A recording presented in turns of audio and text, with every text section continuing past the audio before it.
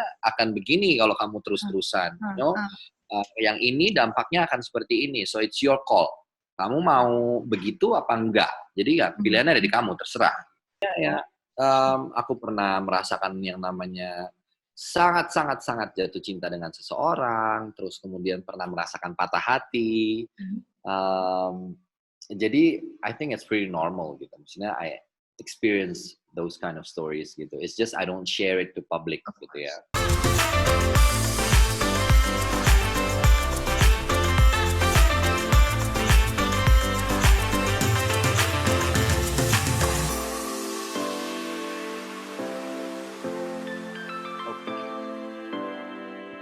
Assalamualaikum warahmatullahi wabarakatuh. Waalaikumsalam. Reza. Hai Lun. Thank you ya, udah mau diajak ngobrol. Most welcome. Reza, pokoknya hari ini aku pengen ngobrol santai. Ya. Sebenarnya pengen lebih deket sama Reza. Oke. PDKT. Soalnya gini, aku tuh dari kemarin tuh mikir, aduh ngobrol sama Reza temanya apa ya? Film, pasti udah banyak banget kalau misalkan ngobrol sama Reza pasti udah temanya film, aktor, ya pokoknya yang sesuai sama profesi Reza lah gitu. Tapi kan I came up with an idea gitu kayak, lu tuh kan misterius banget ya. Gitu ya? Gitu, menurut gue gitu. Okay. So, kayaknya episode kali ini, gue tuh pengen lebih deket sama Reza. I wanna know more about you. Oke. Dan pertanyaannya tuh very simple. Aku nggak pengen yang ribet-ribet dan gimana. Tapi aku pengen tahu, kamu tuh suka makan apa sih? Oh, oke. Makan apa ya? What's your favorite food? My favorite food is Indonesian food. Maksudnya aku tuh punya tempe, tahu. I love veggies kayak misalnya cah kangkung, bawang putih, sayur sop. Aku suka ayam goreng, ikan goreng. Gitu. Jadi apapun yang penting harus pedas karena aku suka spicy food juga. Jadi sambal tuh biasanya menu yang selalu ada di rumah dan harus disajikan di atas cobek. Di atas cobek, justru. Ya. Nah, itu buat aku nggak tahu kenapa itu kayak bikin selera makan jadi nambah meningkat gitu. Jadi tuh, harus dicobek. Ada fakta baru dan ada something inside yang ternyata Reza Rahardian itu kalau makan dengan sambal dengan cobeknya itu ternyata bisa menambah selera makan. Selera makan. It's pretty simple though. Sebenarnya aku tuh makannya simple banget. Sumpah itu simple banget. Ya. Tapi kayaknya begitu udah lihat ada tempe, ada sambal di meja makan gitu, ada nasi putih panas, itu udah it's way more than enough. Gitu. I'm good. Nice. Terus ini sih aku pengen tahu gitu kayak hari-hari bangun tidur yang pertama kali kamu lakuin tuh apa sih? Oke, bangun tidur ini di tengah pandemi ini atau memang ya udah biasanya bangun pagi gitu ya? Ya, in general aja lah. In general tuh biasanya bangun pagi udah pasti hal pertama yang aku lakukan adalah minum air putih. Karena aku penggila air putih, jadi aku memang consume air putih itu banyak banget gitu. Jadi kayak setelah minum air putih itu biasanya aku di pagi tuh udah pasti bikin ini.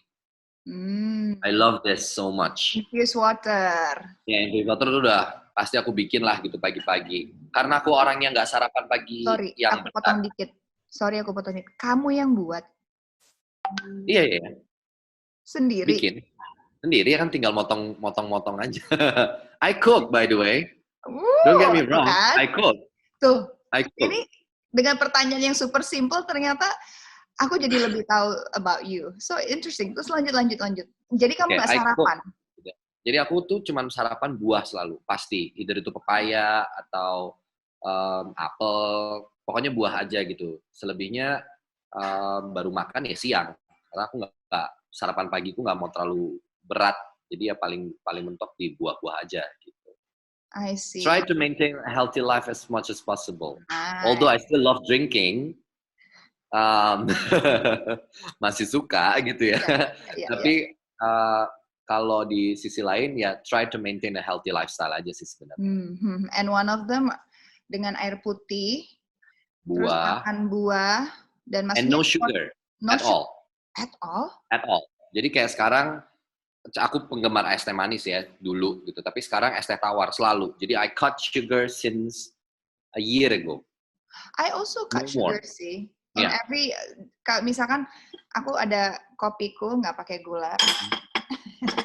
Anything yang minuman aku udah cut nggak pakai sugar. Tapi Yeah. kadang-kadang kan kita masih makan kayak desserts yang Yeah. like. Thank God I don't like dessert.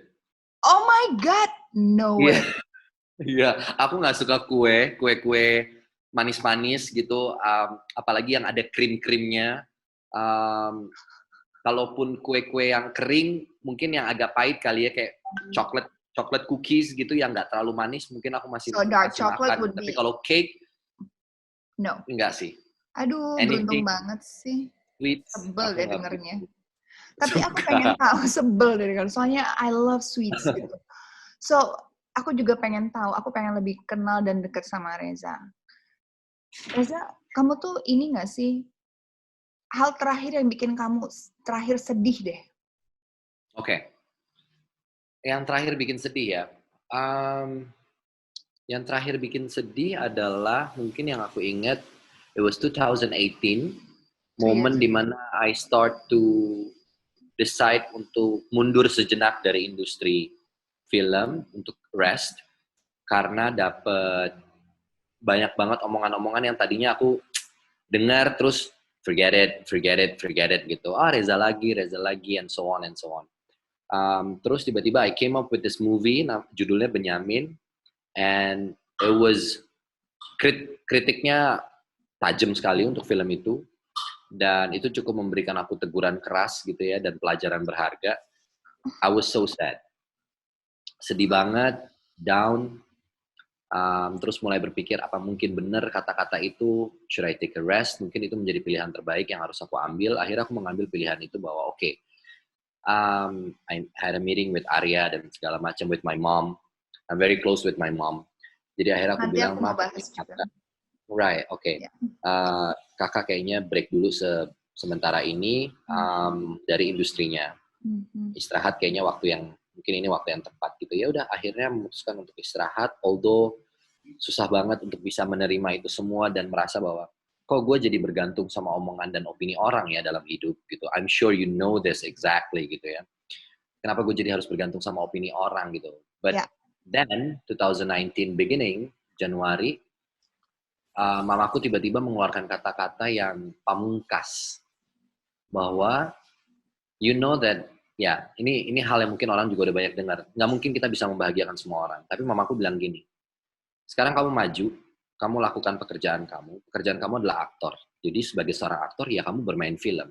Soal apakah film kamu banyak atau orang mau bilang Reza lagi, pada kenyataannya kan kamu juga nggak main di semua film Indonesia gitu dalam 1 tahun gitu, jadi forget it. Come on, sampai kapan kamu kayak gitu? So, biarin aja, move on, maju, dan kamu tahu bahwa yang kamu lakukan itu hal yang positif anyway, jadi kenapa enggak? Gitu. Tapi Reza, kalau gue sih ngelihatnya, pada saat, ini juga salah satu hal yang gue baru tahu dan baru, it's something yang benar-benar kayak, oh gue baru tahu ya, ternyata itu sedih ya, dengar omongan, Reza lagi. Tapi kalau misalkan gue boleh melihat dari sisi positifnya, nggak ada yang lebih bagus soalnya dari Reza. Aduh. Well, thank you. I think that is a compliment. Of course, gitu loh. Thank you. Tidak bermaksud untuk mengkucilkan semua teman-teman aktor yang lain, tidak. They all super talented and bagus segala macam. Right. Tapi mungkin kita anggap aja aku sebagai penonton dan orang awam, mungkin memang ya kita melihat kamu seperti itu gitu loh. Jadi makanya kalau ada demand artinya kan of course kamu akan bekerja terus gitu.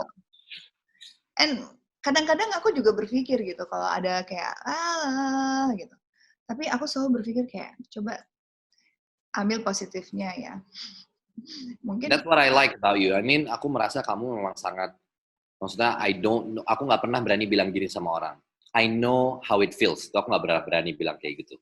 Jadi aku nggak tahu apa yang kamu rasain, tapi yang aku lihat, yang aku dengar, yang aku lihat juga menurut aku sih to be you, nggak semua orang Luna bisa melewati itu. Ya. It needs a lot of courage. Wah gila sih, gila maksudnya your struggle dan lain-lain kan orang nggak tahu ya memulai karir tuh Luna Maya kayak gimana sih dan lain-lain, orang cuma tahu mungkin sebagian besar akhirnya oh ya dia artis besar, dia bintang film, bintang iklan dan segala macam, but they don't know your struggle. Thank you, right? Thank you so much. Setiap orang dan setiap manusia di dunia ini pasti punya ceritanya masing-masing, Right. punya struggle-nya masing-masing, punya jalan, punya prosesnya masing-masing, punya journey-nya masingmasing. So kita kembali ke laptop, ke Reza gitu. Boleh aku cerita dikit gitu. Aku pertama kali nonton kamu tuh perempuan berkalung surban. Perempuan berkalung surban. Iya kan? Mas Hanung dulu, Revalina juga yang main. Revalina, gitu. Oka Antara. Itu salah satu film pertama kamu yang benar-benar gede gitu atau menurut aku sih, because iya, mungkin kalau besar dalam urusan jumlah penonton enggak juga sebenarnya, karena film itu ditonton mungkin I think it was 700 ribuan pada masa itu ya. Tapi memang impact-nya buat aku pribadi film itu besar banget. Itu maksud aku. From that movie aku jadi mulai dianggap siapa nih anak, kita nggak pernah tahu jejaknya gitu. Muncul di film ini sepertinya berbakat, ada beberapa opini seperti itu. Coba deh kasih dia challenge yang lain, mungkin aja bisa dijalanin gitu. Jadi memang itu dari film itu aku mulai dapat tawaran yang agak lebih serius lah bisa dibilang. Gitu. Jadi memang aku tahu banget, maksudnya pas aku nonton film gitu aku yang kayak ini siapa ya? Oh, he's really good loh. Aku yang that's actually my first time tahu Reza Rahardian. And kita abis nonton premier itu kita ketemu di Kemang Dimsum. Iya. Terus aku nyamperin, kamu keren sekali, aku bilang gitu. Right. Dan aku tuh sebenarnya pertama kali ketemu kamu tuh di daerah Antasari. Jadi dulu, kalau kamu ingat, pasti kamu lupa sih. Jadi dulu aku pernah nganterin adekku waktu film kamu, di mana kamu juga jadi one of the executive producer mungkin atau pokoknya ya I think so gitu ya. Itu film di daerah Antasari itu kantornya Rexinema kalau nggak salah. Ya, itu pertama kali aku bertemu kamu membawa adik aku untuk casting film kamu. Jakarta Undercover. Oh iya ya, itu ya. Iya, mungkin itu ya. Lupa judul filmnya. Ya, itu. Gila. Itu udah tahun 2005 apa 6 gitu. 3 ya? Iya, 3. Aku belum mulai film sama sekali soalnya. Gila. Wow, time flies ya. Right. Tapi look at you now. Thank God. Itu rencana Tuhan yang kita nggak pernah tahu ya. Ya. Anyways, tadi kamu mention dikit about you're very close with your mom, and aku juga tahu kamu dekat sekali sama keluarga kamu. Ya. Dan your mom itu pasti support gila-gilaan about your career. Kira-kira tadi sebenarnya mau nanya nasihat apa? Ternyata kamu udah cerita dikit sih. Your mom, is it orang yang paling pertama ngedukung your career atau siapa sih kalau boleh tahu? Iya, my mom is the first person yang support dalam segala hal, not just my career. Tapi apapun yang mau aku jalankan, apapun yang mau aku lakukan, dia tuh kayak support system nomor 1 gitu. Dan sangat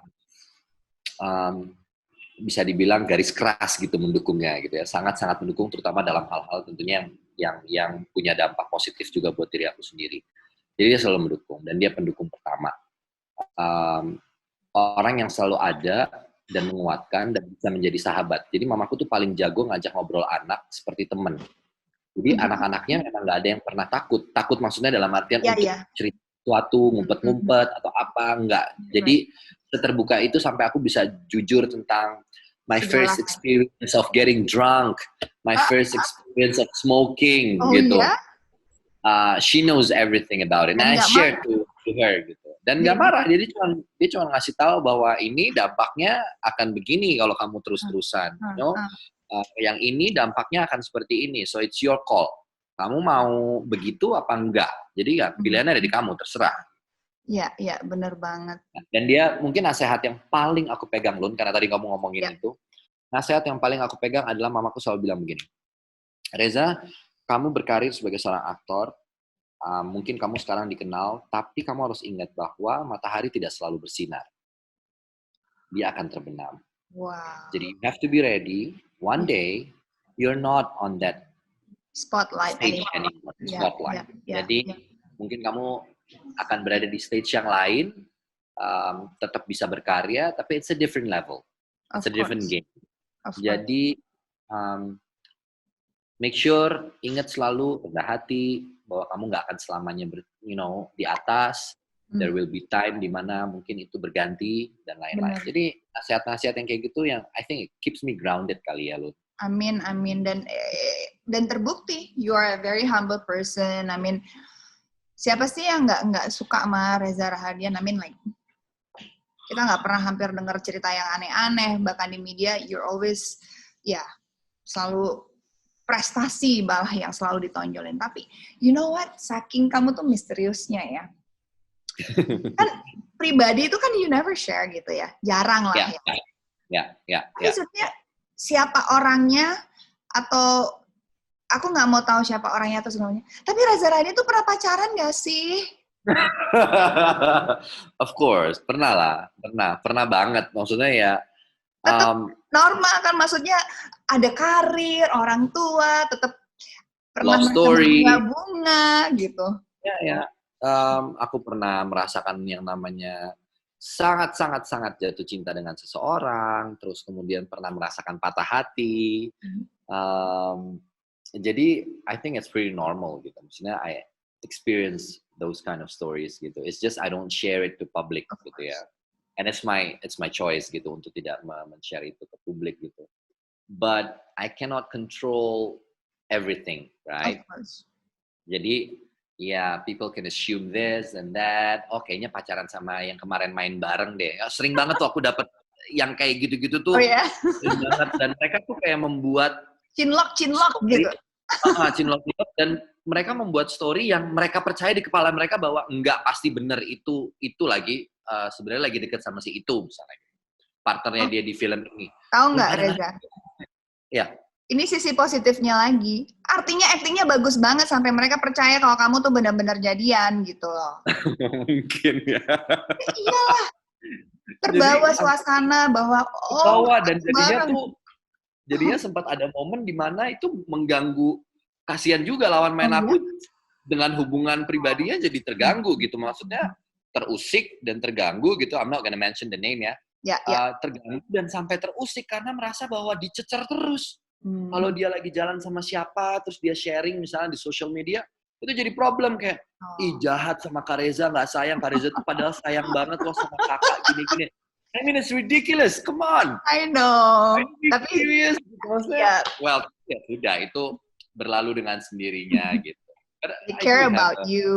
And then, salah netizen kan, kalau misalnya kita terlalu terbawa perasaan terhadap misalkan acting Reza di mana misalkan sama siapa ya, yang sama Asti gitu misalkan, atau sama Bunga. Kalau Bunga kan tahu waktu itu juga ada Ashraf segala macam gitu. Kayaknya nggak akan berpikir. Mungkin yang single kayak Asti mungkin. Orang kan kadang-kadang mikir pasti mereka apa gitu, atau kemarin siapa sempat sama Laura Basuki. Banyak. Tapi Laura Basuki juga udah nikah ya? Siapa yang single ya? Mungkin misalnya kayak Raihanun gitu. Banyak orang yang mungkin nggak semuanya tahu bahwa Raihanun sudah menikah loh gitu. Iya, udah punya 3 anak ya? gitu. And nobody knows. Gitu. Jadi bisa aja kayak gitu. Itu juga sempat terjadi ya kayak gitu. Tapi kita merespon itu dengan ketawa ketiwi aja. Maksudnya di bawah santai. Gitu. Santai aja. Inilah dunia entertainment yang exactly. berwarna ini. Tapi oke, itu kita sudahi dulu yang seru-seru itu. Sekarang I wanna know more about you during this pandemic. Suasananya agak pasti nggak mengenakan buat banyak orang. Tapi Ya. aku lihat di beberapa social media, bahkan di beberapa aktivitas-aktivitas sosial lainnya, ada muncul mukanya Reza. Kemarin sama Pak Manoj bagi-bagi, terus kemarin juga sama Marcella gitu. Emang sekarang lagi kegiatannya benar-benar kayak maksudnya fokus, kan syuting belum bisa nih. Jadi emang mau social ini dulu. Iya, tapi memang mungkin I don't really like to publish that Kan bukan kind of kamu thing. yang Gitu. publish. Exactly. Gitu. Cuma maksudnya kadang-kadang tuh sebenarnya kan those kind of things tuh memang ini juga baik lagi ya Lun. Aku tuh emang orang yang pegang banget kata-kata mamaku tuh agak terlalu kuat gitu. Jadi aku selalu itu jadi prinsip gitu ya. Kalau mamaku misalnya ngomong sesuatu tentang tangan kanan yang ngasih, kalau bisa ya yang kiri nggak usah tahu deh, gitu kira-kira ya, gitu yang kayak gitu-gitu loh. Tapi ada beberapa hal yang kalau kamu tanyakan tadi memang aku lakukan. Jadi terlibat di gerakan yang dilakukan oleh teman-teman, organisasi secara banyak. Jadi sebenarnya aku hanya support aja sebisa mungkin. Dan itu jadi kegiatan yang memang cukup aktif dilakukan selama pandemi ini gitu. Jadi kayak misalnya ada gerakan dengan digital platform gitu dengan Kita Bisa. Misalnya karena aku kerja di organisasi juga, Yapik Actionate namanya. Jadi ada beberapa kemarin juga bikin interview kayak misalnya sama politikus atau apa untuk ngomongin pandemi ini gitu ya. Iya di akunnya official Pilares gitu. Jadi mungkin ada beberapa kegiatan-kegiatan yang seperti itu. Karena sebenarnya aku kan nggak punya kegiatan lain.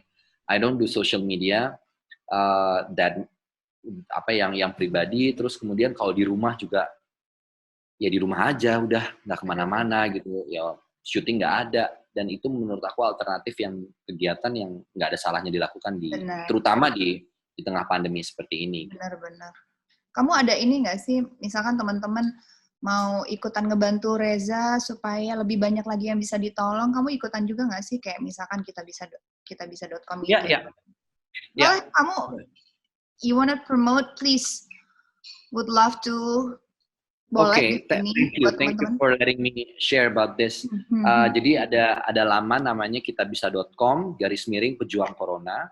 Itu bisa kalian semua yang nonton ini bisa langsung masuk ke website itu, bisa donasi di situ minimal Rp10.000 untuk kontribusi kalian buat mendukung tenaga-tenaga medis khususnya. Amin.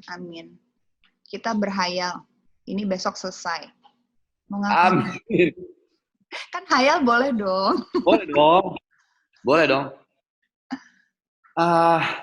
Malah sekarang kepikiran, kalau ini semua udah selesai, hal pertama yang aku pengen lakukan adalah just go out for nothing. I don't know.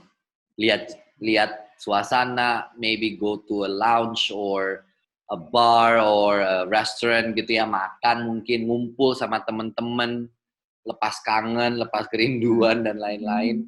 Sama yang paling ditunggu-tunggu adalah back on set. Amin. Iya, kangen ya. Belum lagi kita punya film bareng yang harus.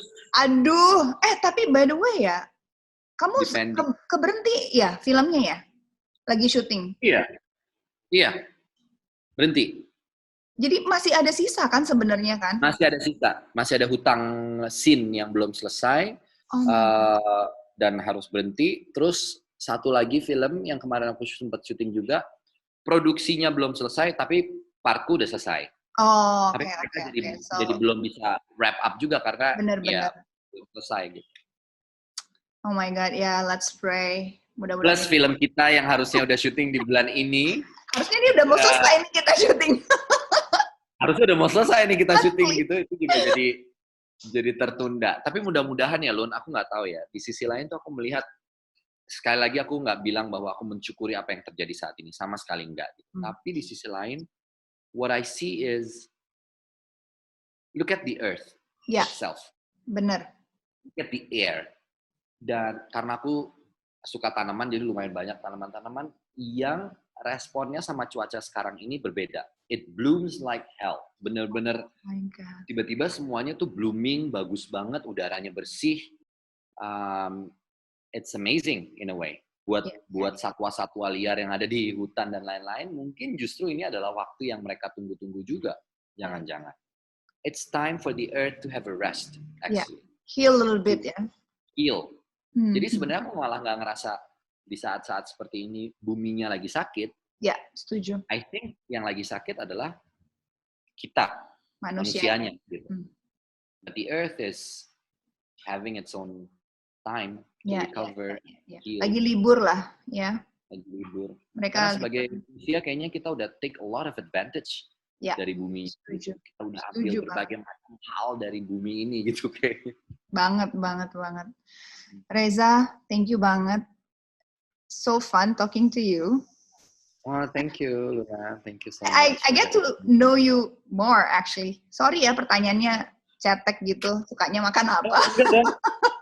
So, besok-besok kalau gue syuting sama lo, gue bawain itu cobek itu. Sambal. Udah tenang tuh, anteng di lokasi. Makanya anteng gitu. Reza, thank you so much for your time. Oh my God. Seru banget ngobrolnya. Sukses buat semuanya. And mudah-mudahan project kita jadi. Your YouTube channel. I know. I have to stay productive, but ya. Ini salah satu pengen kenal lebih dengan teman-teman yang mungkin selama ini mungkin kita sibuk, jarang ngobrol apa gitu. Ini silaturahmi juga lah. Keep in touch. Stay healthy. You stay healthy, stay happy.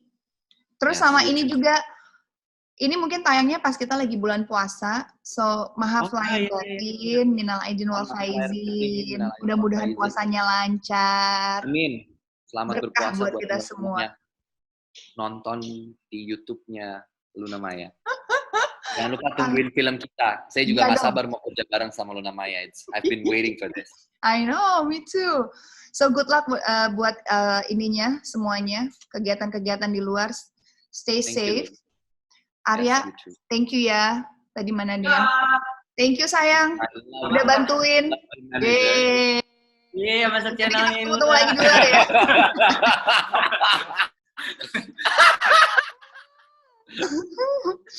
Okay.